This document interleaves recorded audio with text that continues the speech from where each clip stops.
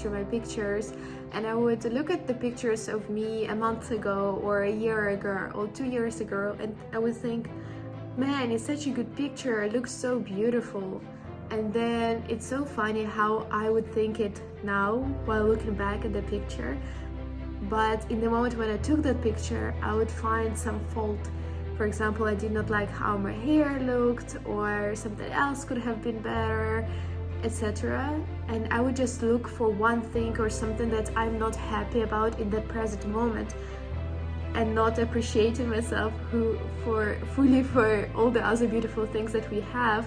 But then, welcome everyone to LifewithLiza podcast. Our mission at LifewithLiza is to share people's stories and the challenges that they have overcome, so that those who are listening in can get the strength, the courage, and the hope to be their better selves. And today we have a special edition episode. Welcome. And probably you can hear in my voice I'm feeling a bit unwell, but I'm still keeping up with my challenge where I'm recording 100 episodes in the last 100 days of 2022. And something that I really wanted to talk to you about today in this episode is related to the topic that I'm very interested in, which is confidence, and why so many young girls not feel that confident these days. And I found not a simple trick, but something I wanted to share. And I remember I was looking through the pictures. I was just in my camera roll on my phone, and I was going through my pictures, and I would look at the pictures of me a month ago or a year ago or 2 years ago, and I would think, man, it's such a good picture, it looks so beautiful. And then it's so funny how I would think it now while looking back at the picture, but in the moment when I took that picture, I would find some fault. For example, I did not like how my hair looked, or something else could have been better, etc. And I would just look for one thing or something that I'm not happy about in the present moment, and not appreciating myself fully for all the other beautiful things that we have. But then looking back on those pictures, I would not even see those faults, and I would think, why was I so critical of myself in that moment? And not the trick, but something that I started to implement in my own life is looking at myself in this present moment as if I'm looking through the eyes of my future self. And sometimes when we look at through the eyes of our future selves, we are so much more kind to ourselves, so much more loving and accepting, appreciative, and way less critical.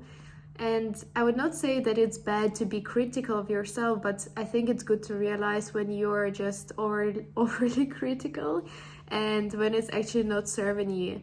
And sometimes we would not think those things about our friends or say those things to our friends, but we would say those things to ourselves.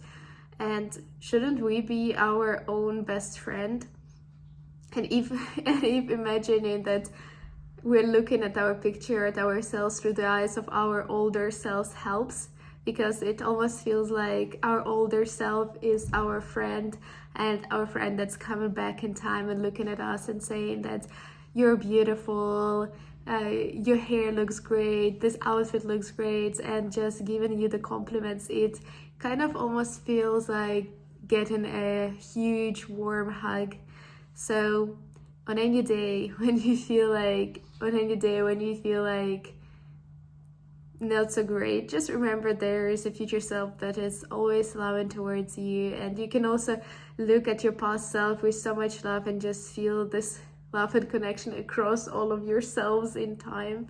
And I don't want to say this and sound like I don't encourage self-improvement, or I don't encourage being critical of oneself or striving to be better.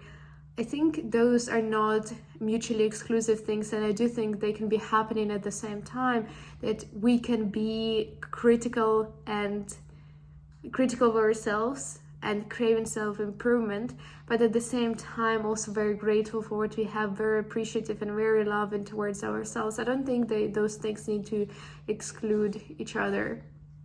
And I think it's always great to strive to be better, but at the same time be grateful for what we have.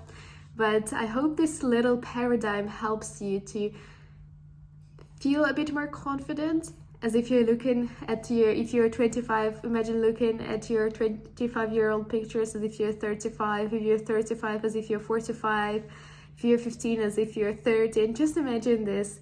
And I hope it also does help you, and I hope it also gives you this sense of love and support from your future self, because imagine what your future self would have told you if you could talk. What kind of encouraging words would you hear from your future self? Do you think your future self will come and be very critical of you? Or would it be loving and encouraging and give you a few good pieces of advice? I hope you did enjoy this episode. And if you did, please be sure to subscribe to this channel, to like this video, to share it with a friend or anyone to whom it might be useful. And I hope to see you in the next episode. Stay awesome.